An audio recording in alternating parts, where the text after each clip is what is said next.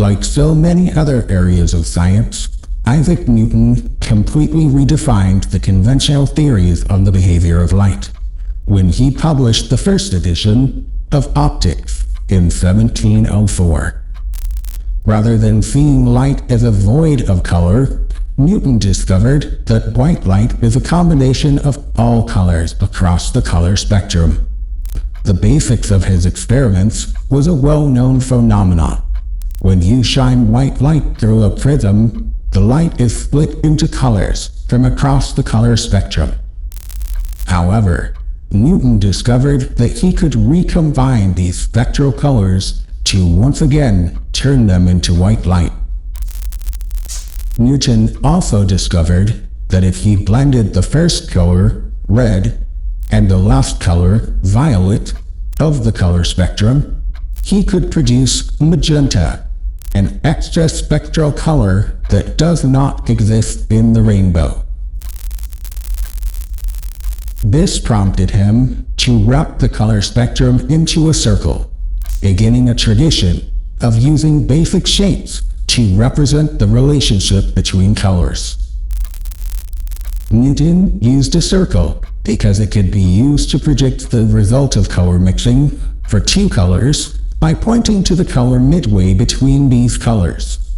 The colors on Newton's circle have asymmetric distances to each other because Newton wanted the circle to have 7 colors, the exact number of days in a week, and musical notes in an octave.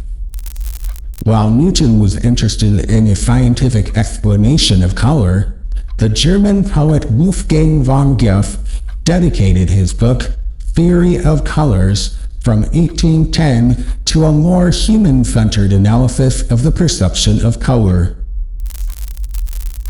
Through a series of experiments that measured the eye's response to certain colors, Goethe created what is arguably the most famous color circle of all time.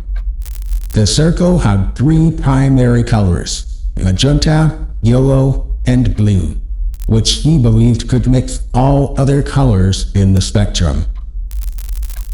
This publication was in many ways at odds with Newton's theories, as Goethe believed that the prism, not the light, was responsible for the creation of color, and that darkness was not an absence of light. Although Newton eventually won the argument about the nature of light, Goethe's work is important to us because it focuses on the cognitive effect that color has on humans. His research on the effects of afterimages and optical illusions is especially interesting because it points toward the later works of Johannes Itten and Joseph Albers. Even though Newton's and Goethe's color circles may seem to be at odds with each other, they are in some way both correct, as they illustrate the behavior of color in different material. Newton describes how his spectral colors can mix most visible colors, including white, and this is true because light mixes in an additive way. Combining lights of different colors will eventually result in white light. Goethe describes how his 3 primary colors can mix most visible colors, including black. And this is true because pigments mix in a subtractive way. Combining paints of different colors will eventually result in black paint by subtracting waves of light.